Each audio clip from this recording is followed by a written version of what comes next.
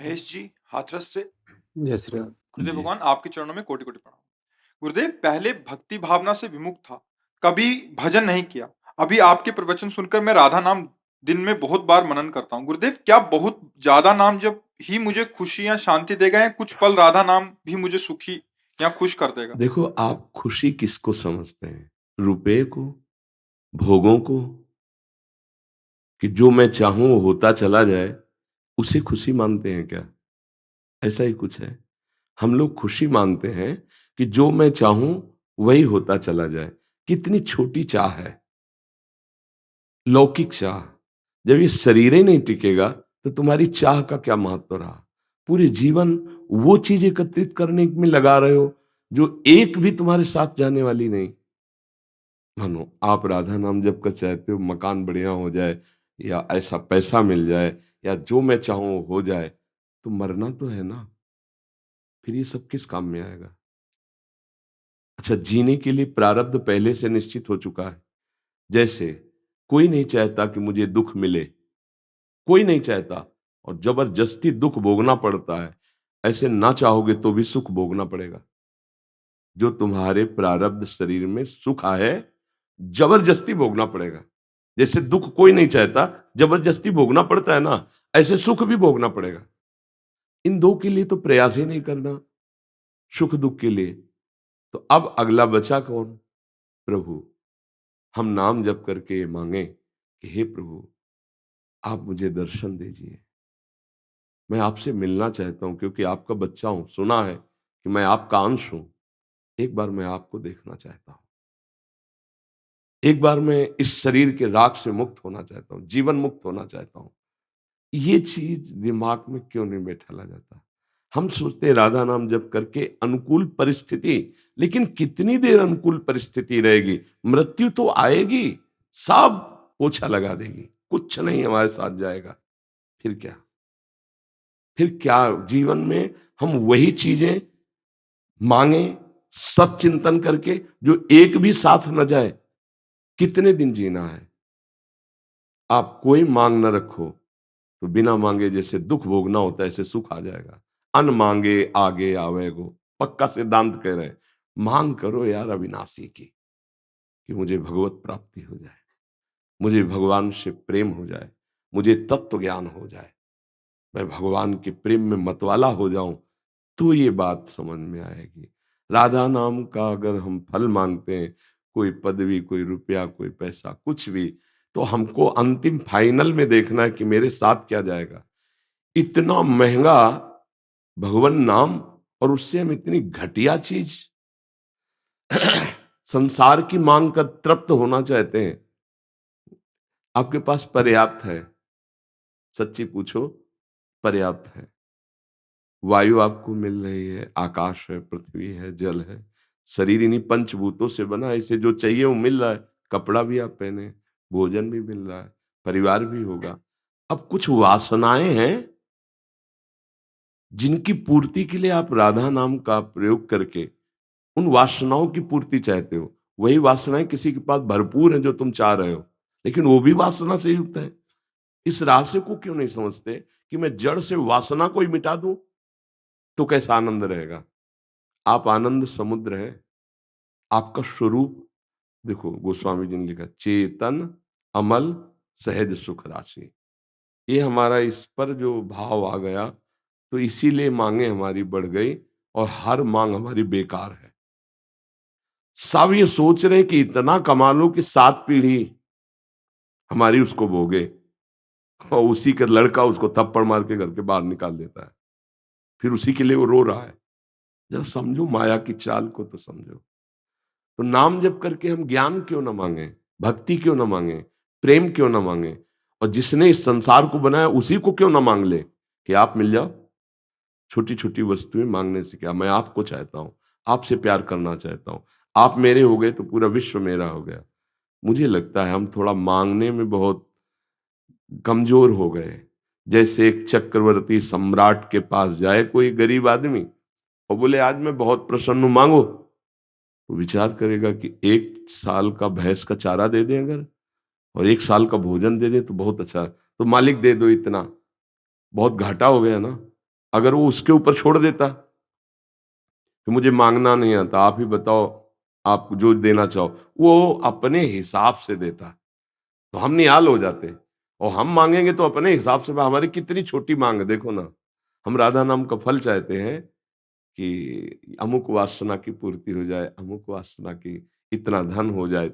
फिर इसके बाद यहां से जाकर के खाली हाथ होना, यहाँ जो हम धन कमा रहे हैं राधा नाम, उसको हम खर्चा कर रहे हैं कि हमारी ये वासना, ये वासना, और हम जाने की सोच ही नहीं रहे। ये जाना पड़ेगा, कब जाना है पता नहीं। जाने पर कुछ कोई भी साथ नहीं होता। दुनिया में लाखों का मेला जुड़ा, हंसा जब जब उड़ा तो अकेला। कोई तुम्हारा यार नहीं, कोई प्यार नहीं, कोई मित्र नहीं, कोई वस्तु नहीं, तो ये नाम तुम्हारे साथ जाएगा। इसे चुरा लो, छुपा लो, इसे भागवतिक बैंक में जमा कर लो, सुख वैसे ही तुम्हें घेर लेगा। देखो, जब सरकारी आदमी हो जाता है ना, तो उसकी भारी व्यवस्था होती, गाड़ी बंगला सब व्यवस्था। तो हम भगवान से विमुख हैं, इसलिए हमारे को दुख भोगना पड़ रहा है। और भगवान के सन्मुख होने पर आनंद रहे। ये भजन हम इसलिए नहीं खर्चा कर रहे कि हम सुखपूर्वक जिए। नहीं, ये तो भोग है, भोग लेते हैं, आज नहीं तो कल शरीर छूट जाएगा। पर जो हमारे पास धन है, नाम, ये आपको भी सुखी कर रहा है। ये जो आप आए हो, आप फिर ही नहीं जाओगे, लेके जाओगे। पर यहाँ का देना ऐसा नहीं है। तेरे दरबार की आली निराली शान ये देखी, सखावत खुद तेरी गलियों में चक्कर काटते देखा, फैलाया हाथ जिसने तेरे दरबार में आकर, तुझे देते नहीं देखा मगर झोली भरी देखी। मेरी अलबेली सरकार राधा रानी किशोरी जी गुरुदेव भगवान, जिसे आप आए हो, खाली नहीं है। कहीं भी हो, अगर एक शब्द भी श्रद्धा से सुन लोगे तो परिवर्तन हो जाएगा। ये हो रहा है। इस नाम का प्रभाव ये है, आपका मंगल हो, आप सुखी हो।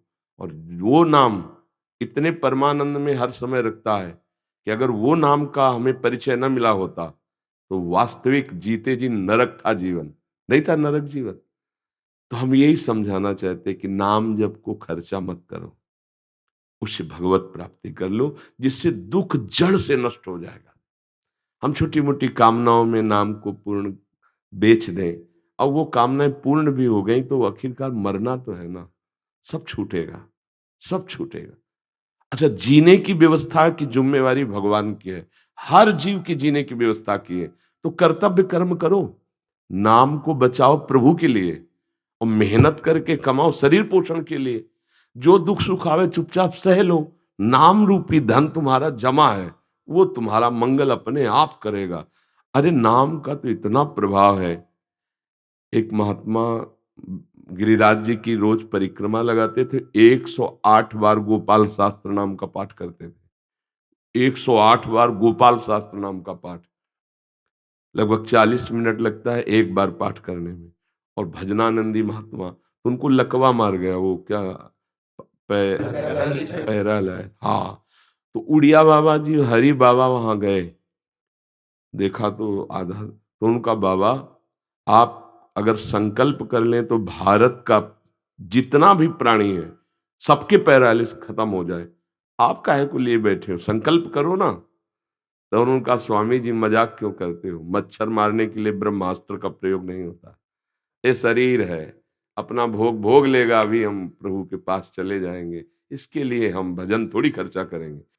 तो हमारे पास जो धन है वो जगत मंगल करने के लिए, भगवत प्राप्ति के लिए, भगवत प्रेम के लिए। वही हम आपको बताना चाहते हैं कि अगर आप इस बात को नहीं समझेंगे तो 4 दिन बाद आपके अंदर अश्रद्धा भी आ सकती है। हमें लगता है इन प्राकृतिक बातों में भगवान नाम को मत जोड़ो। ये एक प्राकृतिक प्रक्रियाएं हैं, ये सुख दुख आने जाने वाले हैं। हम भगवान की प्राप्ति के लिए भगवान नाम जप कर रहे हैं। हम दुख को जड़ से मिटाने के लिए, हमारा गोदाम जमा है पापों का, संचित कर्मों का। जब आप प्रयोग नहीं करेंगे तो नाम वहां आग लगा देगा, वो भस्म हो जाएंगे। जो तुम्हें दुख देने वाले, जो अभी तक पाप हुए, वो भस्म हो जाएंगे। आगे तुम्हें भगवत प्राप्ति हो जाएगी, आनंद मिल जाए। इसे अच्छे से समझा जाए तो हमें लगता है हमारी भक्ति और परिपक्व हो जाएगी। अगर हम उसको सांसारिक तरीके में लेंगे तो 4 दिन बाद अश्रद्धा हो जाएगी। हमारी बात समझना। इतना पाप जमा होता है, क्योंकि बहुत जन्म हो गए ना। जैसे भीष्म जी बाणों की सैया पे, तो इस समय तो बाल ब्रह्मचारी कितने महान। अब वो कह रहे हैं कि प्रभु मैं कई जन्मों को देख रहा हूं, मेरे पाप ऐसे नहीं। तो भगवान ने कहा और आगे देखो। तो अपने लोगों के तो मानो रजिस्टर के रजिस्टर भरे रखे हो, तो भगवान ने सबको हटा दिया। अब इस जन्म में जो भोग ले, फिर राधा राधा राधा राधा जीवन मुक्त हो जाए। तो वही हम समझाना चाहते हैं कि नाम जप करो, दुख सुख को सहो। नाम जप को दुख सुख से मत जोड़ो, वो तुम्हारा अलग धन है। यहाँ का जीवन यापन करने के लिए मेहनत करो, जो नमक रोटी मिले चैन से खाओ पियो, और नाम को भगवान की बैंक में जमा कर। फिर आप देखो कैसा हृदय आपको, हृदय शांत, मन प्रसन्न। और यहाँ से खास बात है, जब हम जाएंगे तब आनंदित होकर जाएंगे। यहाँ मृत्यु का नाम सुनकर भयभीत हो जाते हैं। क्यों? क्योंकि तैयारी नहीं है। मरने की क्या तैयारी, कौन तैयारी कर रहा है? मरने की कोई तैयारी नहीं कर रहा, सब जीने की तैयारी में लगे। अरे इसके ऊपर ये बन जाए, ऐसा हो जाए, वैसा हो जाए, लाओ भोजन। भोजन आया, कवल नहीं खा पाए, मर गए। कितने ऐसे, कवल उठाया, दिल फेल, वो हाथ का हाथ में रह गया, मुंह में नहीं जा पाया। इसकी तैयारी कौन कर रहा है? बस हम इसकी तैयारी में लगे। कि आप सब इस बात को समझो कि आपका परम मंगल भगवान के नाम से होगा। आपको परम सुख, समस्त दुखों की निवृत्ति भगवान के नाम से होगी। चंदन जी, हावड़ा से। प्रभु जी, आपके चरणों में कोटि कोटि प्रणाम। प्रभु जी, हम स्वामी विवेकानंद जी को अपना गुरु मानते हैं। परमार्थ के पथ पर चलने के लिए जो बातें उन्होंने बताई हैं, हम उनकी आज्ञा का पालन करने की पूरी कोशिश करते हैं। प्रभु जी, मन में एक बात है कि बिना गुरु दीक्षा के साधना सफल नहीं होती। प्रभु जी, आपके रूप में मैं उन्हीं को देखती हूँ, मेरा आगे का मार्ग प्रशस्त करें। देखो, किसी भी महापुरुष को जब हम गुरु भाव से स्वीकार करते हैं, तो वो स्वीकृति तभी मानी जाती है जब हम उनके वचनों के अनुसार चलें। अब हम वृंदावन वासी हैं, हमारी प्रिया प्रीतम की प्रेम उपासना है। प्रश्न करोगे उत्तर दे देंगे, पर हृदय की बात पूछोगे तो हमारा प्रेम मार्ग है। राधा राधा राधा राधा रटना, और प्रिया प्रीतम को आठों पहर दुलार करना। जैसा आप देखते हैं राधा केली कुंज में, हाँ, रात दिन सेवा, सब परिकर सहित उनकी सेवा में लगे। कभी वाणी पाठ सुना रहे, कभी नृत्य कर रहे, कभी नाम जप कर रहे, कभी भोग, उन्हीं की सेवा में लगे। हमसे प्रश्न उत्तर कर लेना, जो चाहो प्रश्न करो, गुरु कृपा से है तो उसका उत्तर। लेकिन आप मेरे हृदय की बात मांगना, फिर उसके लिए नहीं चलेगा कि आप किसी और को माने और बात चले, तो फिर यहाँ नहीं चल पाएंगे। यहाँ का मार्ग प्रेम है। प्रीति न काहू की कान विचारे, मार्ग अपमार्ग विथकित मन को अनुसरत निवारे। प्रेम में बस अपने प्रेमास्पद प्रभु के चिंतन के सिवा, उनके दुलार के सिवा, उनके आश्रय के सिवा, जैसे गोस्वामी जी कह रहे हैं, बने तो रघुबर ते बने, और बिगड़े तो भरपूर, तुलसी औरन ते बने, ता बनिबे पे धूर। बहुत ध्यान देने योग्य बात। वो कह रहे हैं अगर बने तो मेरे रघुनाथ जी से बने, और बिगड़े तो भरपूर इन्हीं से बिगड़े, यही बिगाड़ दें।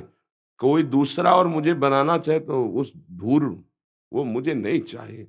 तो क्या गोस्वामी जी की दृष्टि में भी कोई दूसरा है क्या? जबकि वो कह रहे सिय राम में सब जग जानी। वो कह रहे ना सिय राम में, मतलब ये ज्ञान होना कि सर्वत्र भगवान है हो गया, पर प्रेम जिस रूप से किया, जिस नाम से किया, अब उसके सिवा अन्य कोई नाम रूप हम स्वीकार नहीं।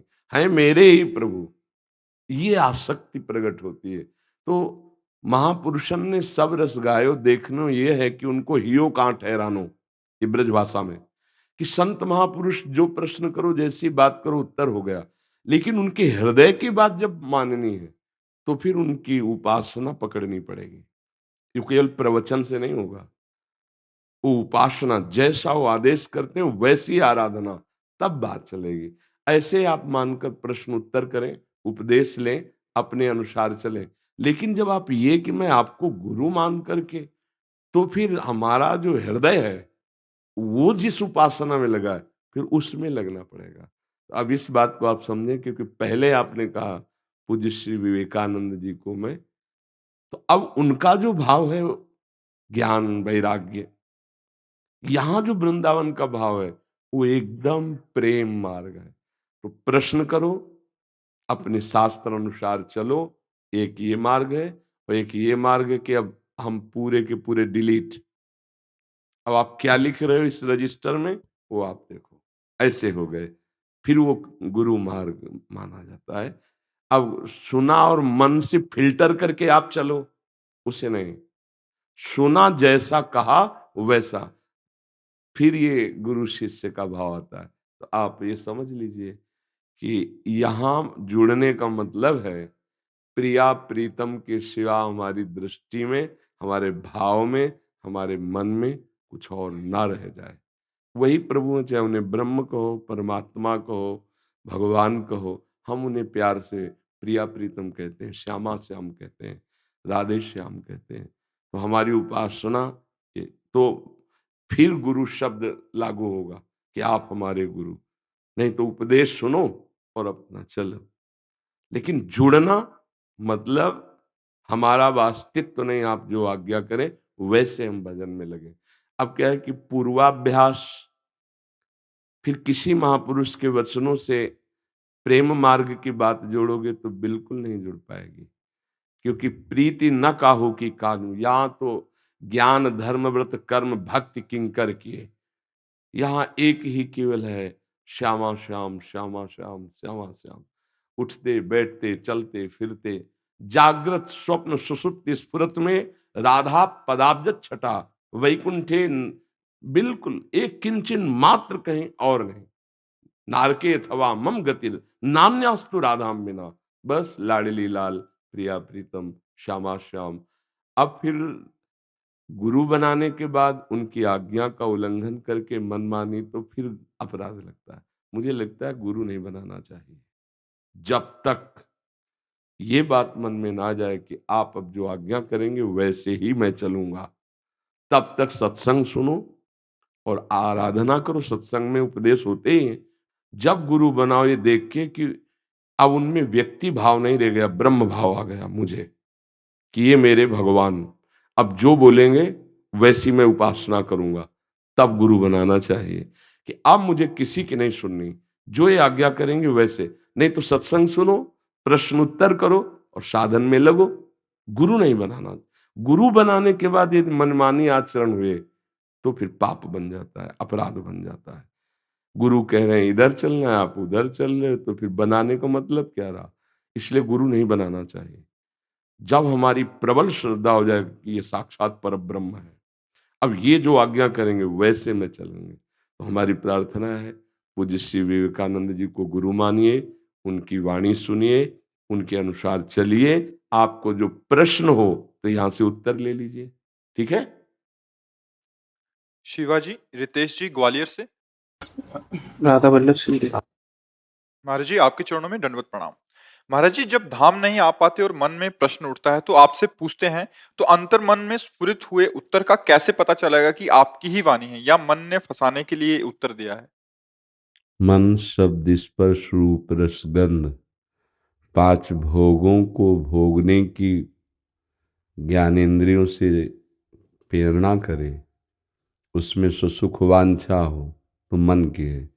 यदि प्रभु के नाम रूप लीला धाम और भगवत चिंतन की, तो प्रणाम है मन के उस सहयोग को, वो भगवत प्रेरणा से युक्त है। जिसमें वासना है वो निषेध है और जिसमें उपासना है वो विधि है। समझ रहे हो। यदि धाम के प्रति, नाम के प्रति, रूप के प्रति, लीला के प्रति, दूसरों के सुख भगवत विधान के अनुसार शास्त्र प्रमाणित सुख देने की भावना, ये सब भागवतिक प्रेरणा है। जहाँ सुख भोगने की लालसा, पांच ज्ञानेंद्रियों से शब्द स्पर्श रूप रसगंध मना खष्टान इंद्रियाणी प्रकृतिस्थानी कर्षति, प्रकृति जनित भोग की कोई भी बात वो वासना है, परमात्म जनित योग की बात उपासना है। भैया ये भेद देखते रहना है। तो प्रकृति जनित भोग की बात कह रहा है तो वासना से प्रेरित है, और अगर भगवत भाव वाली बात है तो उपासना से प्रेरित है। अब उसे हम गुरु की मान लें, संत की मान लें, भगवान की प्रेरणा मान लें, एक ही बात है। भक्ति भक्त भगवंत गुरु चतुर नाम बपु एक, कहने को चार नाम वस्तुता एक ही हैं। चाहे संत हों, भगवंत हों, गुरुदेव हों, भक्ति महारानी के भाव से भरे हुए भक्तजन, ये सब भगवत स्वरूप हैं।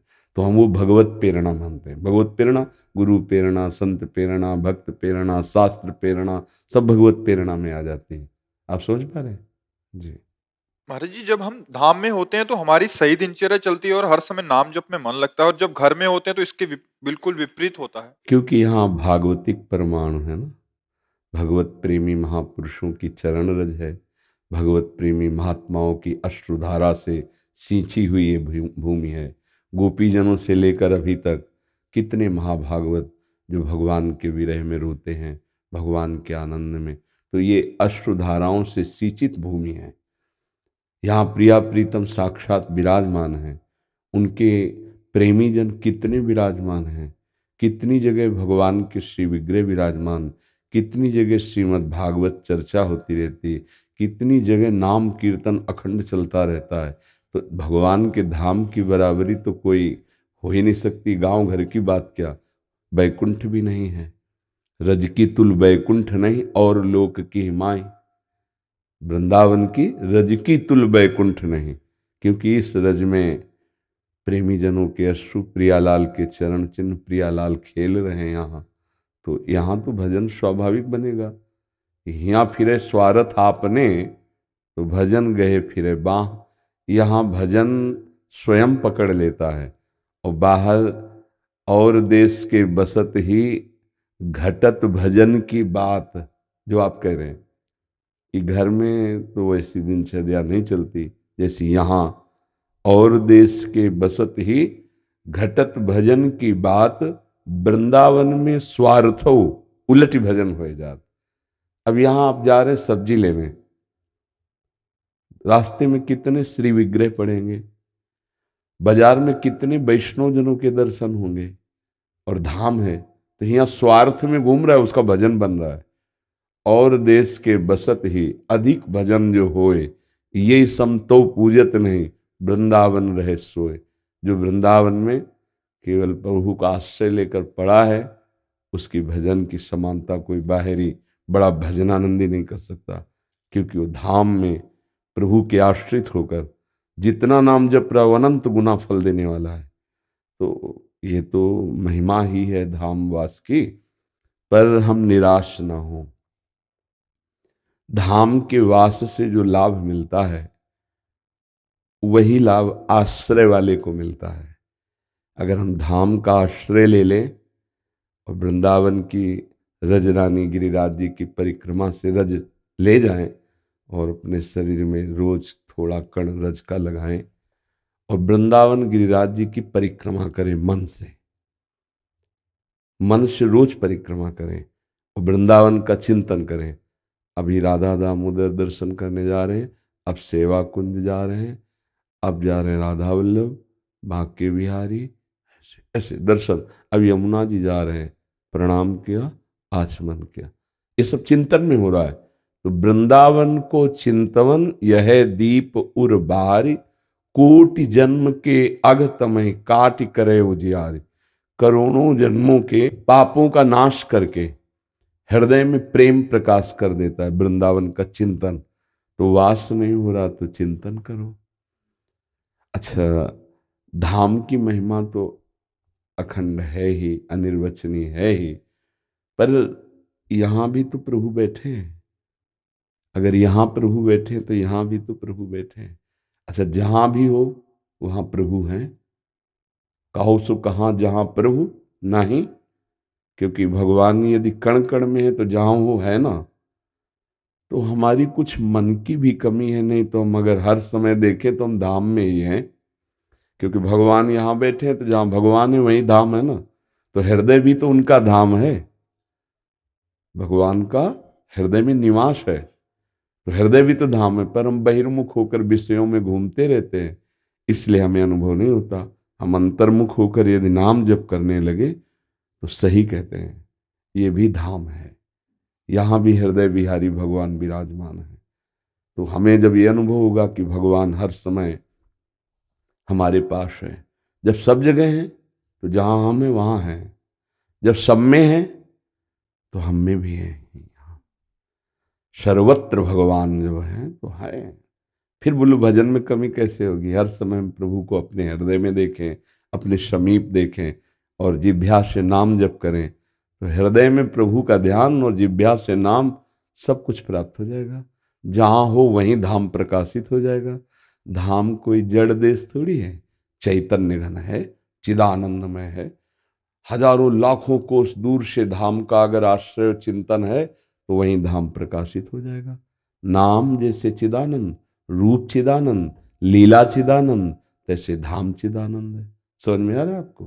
खूब नाम जप करो, आहार शुद्ध रखो, आचरण शुद्ध रखो, क्योंकि अगर आचरण गलत है, आहार गलत है, संग गलत है, चिंतन गलत है, तो फिर आनंद कौन अनुभव करे? मन तो विषयों में लगा है, इंद्रियां विषयों में लगी, तो आनंद कौन अनुभव करे? आनंद के लिए इन्हीं को तो लगाना है, ज्ञानेंद्रियों को, कर्मेंद्रियों को, अंतःकरण चतुष्टय को भजन में लगाना है। बंधन और मोक्ष का कारण मन ही है। विषयों का चिंतन करने वाला मन बंधन का कारण है और भगवत चिंतन करने वाला मोक्ष का कारण है। मन ही बंधन और मोक्ष का कारण है। तो हम मन को अगर कृपा निधान प्रभु के नाम में लगा दे तो जीवन मुक्त हो जाए। इसीलिए सबसे प्रार्थना करते रहते हैं, मन लगे या ना लगे, अगर हम जबान से नाम उच्चारण करेंगे तो हमारा मंगल हो जाएगा। प्रभु का नाम अनंत सामर्थ्यशाली है। जो राधा बोले, कृष्ण बोले, राम बोले, जो भी नाम प्रिय गुरुदेव ने दिया, वो नाम उच्चारण करें तो मतलब प्रभु हमारी जिह्वा में बैठ गए। हम बोला राधा राधा राधा, तो प्रभु राधा नाम से हमारी जिह्वा में, कृष्ण कृष्ण कृष्ण, तो जे ही नाम ते ही कृष्ण, मानो कृष्ण ही कृष्ण नाम के रूप में स्फुरित हो रहे। हर समय जो हमारे मुख में निकलता है ना नाम लेने के बाद रस, वो महान चरणामृत है। वो जब अंदर जाता है तो सब पापों का नाश कर देता है। नाम जापक इसीलिए तो सतरति सतरति सा लोकान तारयति, वो स्वयं तर जाता है, दूसरों को तार देता है, लोक के लोक को तार देता है जो नाम जप करता है। खूब नाम जप करो, मन लगे न लगे, जबान से जप करो। नाम जप के लिए तो ऐसा कोई विधान नहीं कि मन से ही जपो। मनो नाम है तो हम उच्चारण करके जप सकते हैं, लेकिन मंत्र नहीं। मंत्र तो उपांश और मानसिक ही जपा जाता है। जो नाम है उसका उच्चारण करके जप किया जा सकता है, जैसे राधा राधा राधा राधा राधा राधा, पर मंत्र नहीं। मंत्र अंदर ही अंदर जपा जाता है। ठीक है, अंतर तो रहेगा ही, क्योंकि यहाँ का भागवतिक वातावरण और गांव का प्रापंचिक वातावरण, तो अंतर रहेगा। पर यही अंतर मिटा दे तो फिर महात्मा, इसी अंतर को मिटा दे तो महात्मा है। अंतर तो प्रगट में है, वह क्या भाव देश में तो अंतर नहीं है। हमारे उर वृंदावन और यहाँ और, पर यहाँ का परिचय नहीं मिला ना। अभी बाहर चिंतन है, बाहर वृत्ति है, पर नाम जप करते रहो। ठीक है जी। महाराज, पूर्व संस्कार की वजह से जी अगर चिंतन चला जाता है जी, लेकिन नवीन अभ्यास हमारा इतना दृढ़ हो, अभ्यास योग युक्तेन चेतसा नान्यगामिना, हम अभ्यास के द्वारा ऐसी स्थिति प्राप्त करते कि हमारा चित्त कहीं जाएगा नहीं। देखो, स्वीकृति में बहुत बड़ी दम है। एक बार आपने स्वीकृत किया कि मैं पुरुष हूं, क्या स्वप्न में कभी अपने कोई स्त्री शरीर देखा? स्वप्न में भी क्या? गाढ़ सुसुप्ति के बाद जब जगे तो आपको खोजना पड़ा क्या कि मैं पुरुष हूं कि स्त्री हूं, कि मैं कौन हूं, कहां हूं? स्वीकृति में बैठा हुआ है तो फटाक से वही, स्वप्न में भी वही। तो स्वीकृति में अभी परम वस्तु बैठी नहीं है, इसीलिए हमारा चिंतन भटक जाता है। नहीं तो हम शरीर का कभी चिंतन करते नहीं और कभी भूलते नहीं। दोनों बातें देख लो, कभी शरीर का चिंतन करते नहीं और कभी छूटता नहीं। ऐसे भजन परिपक्व होता है, जब स्वीकृति हो जाती है, तो सत्संग बार बार सुनने से, गुरु चरणों का आश्रय लेने से, जब हमारे दिमाग में बात बैठ जाती है कि मैं माया में फंस चुका हूं, मुझे मुक्त होना है, तब गाढ़ चिंतन भगवान का होता है। अभी तो सुख है संसार में, ये बात जब तक बैठी है तब तक मन जाएगा जाएगा। बिजली वहीं जाती जहां कनेक्शन होता है, बिना कनेक्शन के बिजली नहीं जाएगी। ऐसे ही मन वहीं जाएगा जहां कनेक्शन है। दो तार हैं मन के जाने के, एक राग और एक द्वेष। अनुकूलता प्रतिकूलता, सुख दुख, लाभ हानि, मान अपमान, निंदा स्तुति, यही राग और द्वेष में सब आ जाते हैं। अगर हमारा राग द्वेष हट जाए तो मन कहीं जाएगा ही नहीं, कहीं नहीं जाएगा। किसी से राग होता है वस्तु व्यक्ति स्थान से, और किसी से द्वेष होता है। आप देखो, गौर करके देखना, मन आपका भागेगा तो दो ही जगह, या तो कोई द्वेष और या कोई राग। वही महात्मा है जो राग और द्वेष दोनों को मिटा दे और समता को प्राप्त हो जाए। अब इसके लिए अभ्यास करो, तभी हम नाम जप के लिए सबको हर प्रश्न के उत्तर में देते हैं कि देखो, परमात्मा का ध्यान करना कोई बातों वाली बात नहीं है। आंख मूंद के देखो क्या दिखाई देता है अंधकार के सिवा। थोड़ी देर शांत होकर बैठने की कोशिश करो, बाजार खड़ी कर दे मन, बाजार खड़ी कर देगा पूरी। परमात्मा का ध्यान बड़ा कठिन है, क्योंकि देखा तो है नहीं ना, भावना ही करनी है ना। अभी तक भोगा है विषय, तो भावना में विषय ही आएंगे, भगवान थोड़ी आएंगे। सच्चाई वाली बात देख लो। अब जितना तुम नाम जप करोगे तो देखी रूप नाम आधीना। जैसे आप बैठे हैं, हमने आपको देखा, अब आप जाइए और हमसे पूछे कि कौन बैठा था, तो हम नहीं बता पाएंगे। अब पहले बता दिया कि आपका नाम राम कुमार है, बोले राम कुमार जी आए थे, हाँ हाँ जानते हैं, वो हमारे सामने बैठे थे। परिचय किसने दिया? नाम ने। नहीं, रूप सामने बैठा है, हम नहीं जानते आप कौन है। नाम, अब हम कहीं भी मिलोगे, अच्छा आप वही है ना, नाम परिचय। देखी रूप नाम आधीना। यदि हम राधा राधा कृष्ण कृष्ण राम राम हरि हरि रट रहे हैं, तो ये नाम रूप ले आएगा, बिना प्रयास के ध्यान होने लगेगा। तो मुझे लगता है अगर बार बार मन को संसार के विषयों से हटा के नाम में लगाया जाए तो बहुत जल्दी लाभ प्राप्त हो जाए। और ये कलिकाल मलायतन मन कर देख विचार, श्री रघुनाथ नाम बिन नाहिन आन आधार। एक कलयुग बड़ा गंदगी फैला रहा है, देख लो आप। इतना बेविचार, मांस खाना, शराब पीना, गंदी बातें, गंदे आचरण घर घर में पहुंचते जा रहे हैं। ऐसे आचरण हो रहे हैं कि जिनसे पतन ही पतन है। मतलब संयम, मर्यादा, ये तो शब्द ही गायब होते चले जा रहे हैं।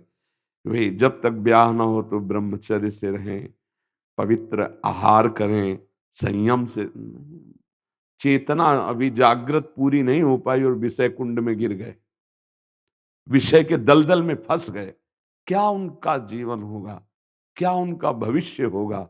जिसका वर्तमान दूषित, उसका भविष्य दूषित।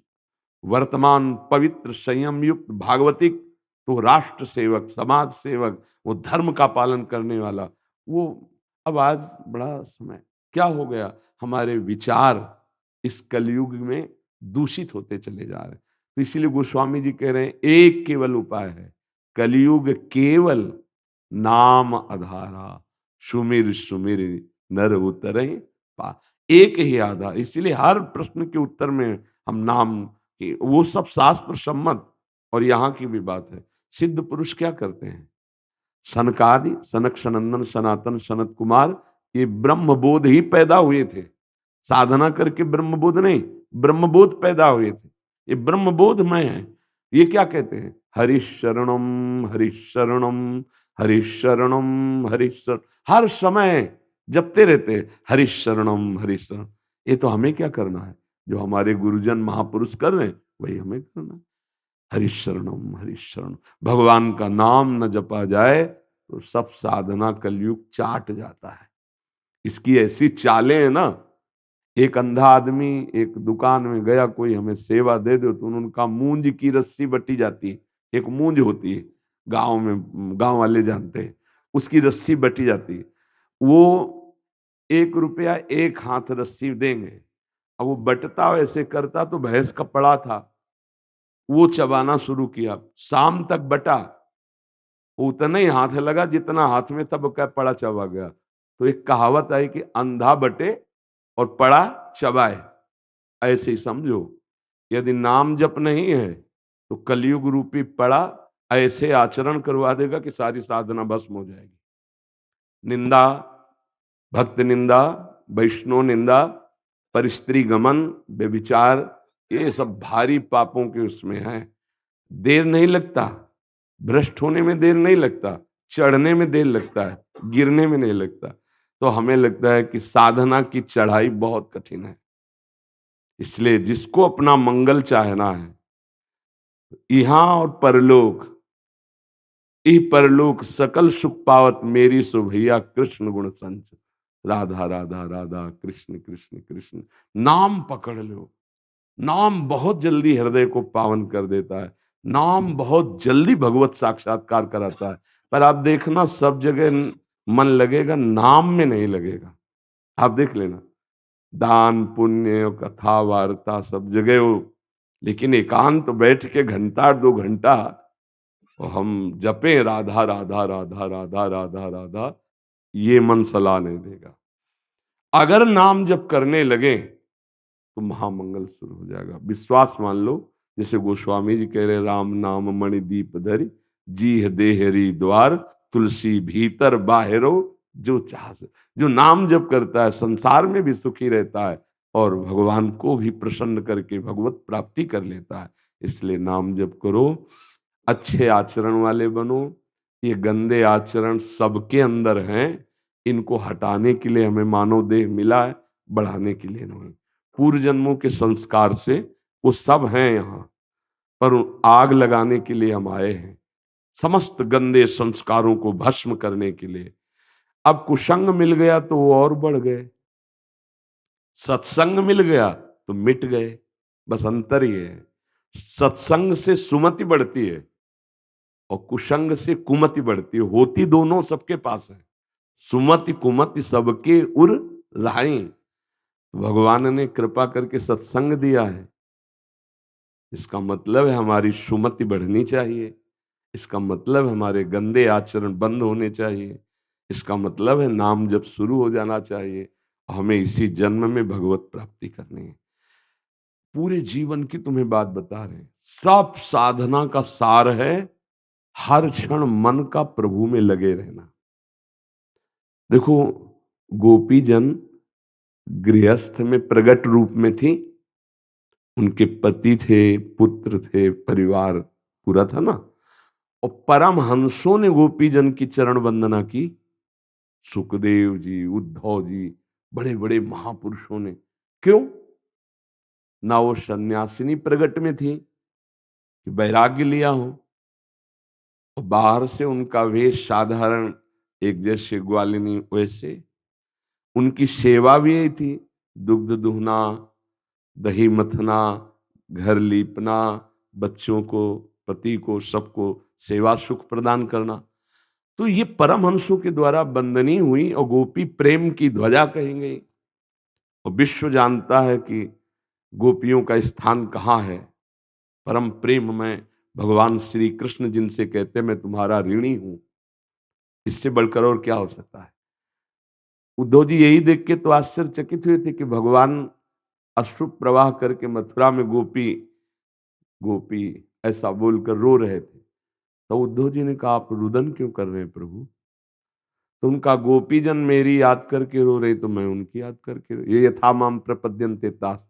तो बोले आपका रुदन कैसे रुकेगा? बोले गोपियों को चुप करवा दो जाके। बोले प्रभु आप तो आत्म तत्व हैं, सर्वत्र व्याप्त हैं, क्या गोपियों को पता नहीं? बोले जाके उपदेश करे आओ, और अगर उनका रोना बंद हो जाए तो हमारा रोना बंद हो जाए। भगवान उद्धव जी पर कृपा की है, क्योंकि बिना प्रेमी जनों के संग के प्रेम नहीं प्राप्त होता। और उद्धव बड़े ज्ञानी महात्मा हैं, बृहस्पति जी के समान ज्ञानी है, क्योंकि उनके शिष्य हैं, श्री कृष्ण चंद्र जी के सखा हैं। पर जो प्रेम गोपियों के हृदय में है उससे अभी अनभिज्ञ है। जब वृंदावन आए, वो गोपी जनों की दशा देखी, तब उन्होंने कहा मैं ठगा गया अभी तक। गोपियों ने जो श्री कृष्ण को पाया वो आज तक मैंने नहीं पाया। मैं समझता था गोपियों में कमी है ज्ञान की, तो मैं उपदेश करूंगा, लेकिन इनके दर्शन से अब पता चला कि मैं अधूरा हूं। तभी मांगा है कि मुझे वृंदावन की कोई घास लता औषधि बना दो, जिससे गोपियों की चरण रज हम पे पड़े। खास बात गोपी जनों में क्या थी? परिवार था, सब बात थी। मुरारी पादार्पित चित्त वृत्ति, उनकी एक एक वृत्ति केवल कृष्ण में थी, बस। खास बात थी, पति थे, पुत्र थे, परिवार। गोपी जनों की बात, विक्रेतु कामा खिल गोप कन्या मुरारी पादार्पित चित्त वृत्ति। चित्त ही नहीं, एक एक वृत्ति कृष्णाकार थी। उद्धव जी से कह रही तुम क्या समझाने आए? तुम खुद नहीं समझे कि जो किसको कहते हैं। यहां कान भय प्राण में, प्राण भय कान में, ही में न जानी पड़े कान है कि प्राण है। उद्धव जी से कहा नाहीन रहो ही मा ठौर, तुम्हारे ज्ञान उपदेश सुनने की जगह नहीं रह गई। नंद नंदन अछत, यहां केवल ठाकुर जी विराजमान, लाल जो विराजमान है। उनकी भाव दशा देख करके ज्ञान सब धूल धूसरित हो गया। तो हमें लगता है अगर हम प्रतिपल अपनी एक एक वृत्ति से भगवान का स्मरण कर रहे, इससे बड़ा कोई ज्ञान नहीं, कोई योग नहीं और कोई साधना नहीं। बस मुरारी पादार्पित चित्त वृत्ति, ये खास बात है। तो हम लोग देखो बाहरी सब कर लेंगे, लेकिन चित्त से विषय का चिंतन होगा, इसीलिए हमको लाभ नहीं मिल पाता। और हम कह रहे हैं बाहरी कुछ ना करो, अंदर से कृष्ण कृष्ण कृष्ण कृष्ण सब हो गया।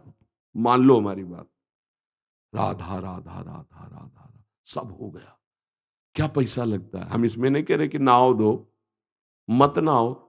मान लो आपको लगता है कि ठंडी में सुबह 4 बजे नहा दो, मत नहाओ, बिना नहाए धोए। अपवित्र पवित्रो वा सर्वावस्थांगतो पिवा यह स्मरेत पुंडरीकाक्षम सवायाभ्यांतरा शुचि।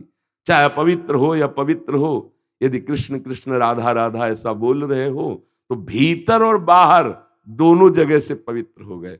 और आप ही पवित्र नहीं हुए, मम भक्ति युक्तो भुवनम पुनातु, लोगों को पावन करने की सामर्थ्य आ गई।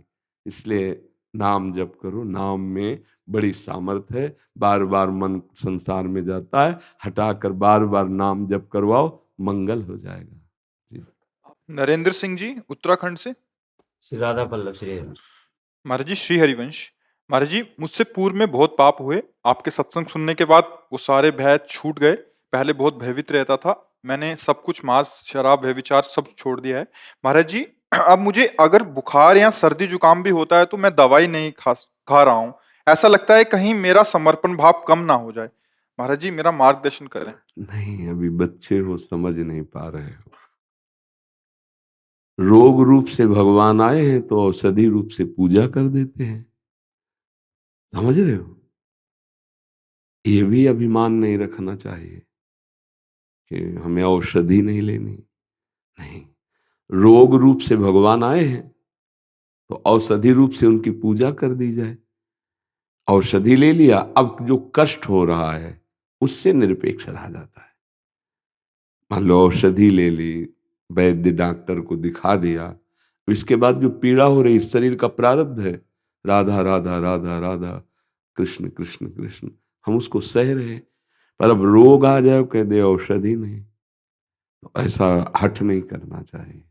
नहीं, अभी तो थोड़े जुकाम बुखार है, और जब हाई कोई बीमारी ऐसी बड़ी आ गई तब तो फिर नियम थोड़ी चलेगा। अब जैसे प्रभु रखो, मैं आपकी शरण में हूँ, ये शरीर आपकी सेवा में है, जैसे मनावे वैसे रखो। अब अपना कुछ नहीं रह गया, अपने चिंतन। जब तक प्राण है तब तक प्रभु का चिंतन है। प्राण रूपी पुष्प छूटे, प्रभु के चरणों में चढ़ गए। अब इसमें हट क्या करेगा? अच्छा, जुकाम बुखार है तो मान लिया कि ना दवा लो, अभी बड़ा कोई रोग हो जाए तो हम सहज रहें, हमारा जीवन सहज हो। भूख लगी है तो जो हमें प्रारब्धवशात अन्न मिला डाल लिया, उसका चिंतन न बनने पावे भूख का। रोटी डाल ली, सब्जी डाल ली, भूख खत्म। पीड़ा हो रही, दवाई डाल ली। अब नाम जप कर रहे हैं, अपने कर्तव्य कर्म को कर रहे हैं। कोई हम शरीर थोड़ी है कि हम खाएंगे नहीं, हम पिएंगे नहीं, ये कैसे चलेगा? ये तो शरीर यात्रा के निर्वाह के लिए हमको पानी, भोजन, दूध, घी, फल ये डालना पड़ेगा, तभी इससे सेवा होगी। अब कहते हो हम जी खाएंगे नहीं तो बैठ जाओगे एक कोने में, कोई कर्म नहीं बन पाएगा, कोई सेवा नहीं बन पाएगी और विक्षिप्तता आ जाएगी, भजन में भी मन नहीं लगेगा। भगवान ने युक्ताहार विहारस्य कहा है, 4 रोटी पानी तो 2 पा लो, पर पा लो। अच्छा, अब बोले हम व्रत हैं, अब याद आ रहा है भोजन, तो हमें लगता है इस व्रत से अच्छा है कि पहले तुरंत 2 रोटी पाओ और भगवत चिंतन करो। रोटी याद आ रही, भोजन याद आ रहा है, या फिर आज व्रत है तो कूटू के पकौड़े बन रहे और सिंघाड़ा का हलवा, इससे तो अच्छा था भैया रोटी दाल पाके राधा राधा जपो, कृष्ण कृष्ण जपो। व्रत रहना है तो भोजन का चिंतन ना आवे उतना व्रत रहो। एक टाइम रह लो, एक दिन रह लो, भोजन का चिंतन नहीं होना चाहिए। और व्रत में बिल्कुल हल्का प्राण पोषण के लिए कुछ जल फल ले लो, नहीं तो ये सब नहीं कि हलवा पूड़ी बना रहे हैं कूटू की, बोले फलाहार, जरूरत क्या भैया? उपवास रखा जा रहा है कि हम कष्ट पूर्वक भगवत भजन करेंगे। आज उपवास करके, उपवास का मतलब ये सब नहीं है कि अच्छे अच्छे फल जूस ये सब कलहार करके पकवान, ये नहीं है, ये उपवास नहीं है, ये मनोरंजन है। उपवास से 24 घंटे में एक बार थोड़ा दूध ले लिया, थोड़ा फल ले लिया, खूब नाम जप किए, अपने कर्तव्य, एक दिन में कुछ नहीं बिगड़ेगा। अगर बैठे बैठे चिंतन भोजन का हो रहा तो मुझे लग रहा है उपवास छोड़ दो, भोजन पालो और भगवत भजन करो, चिंतन करो। आपका चिंतन प्रभु का बनना चाहिए। तो इसलिए अब हम औषधि नहीं खाते, ऐसा गर्व कर लें, और कोई भयानक पीड़ा का समय आ गया तो सारा चिंतन पीड़ा का होगा, भजन तो होगा नहीं। बड़े बड़े रोग हैं, इसलिए मुझे लगता है कि आपको हठ छोड़ देना चाहिए, ठीक है?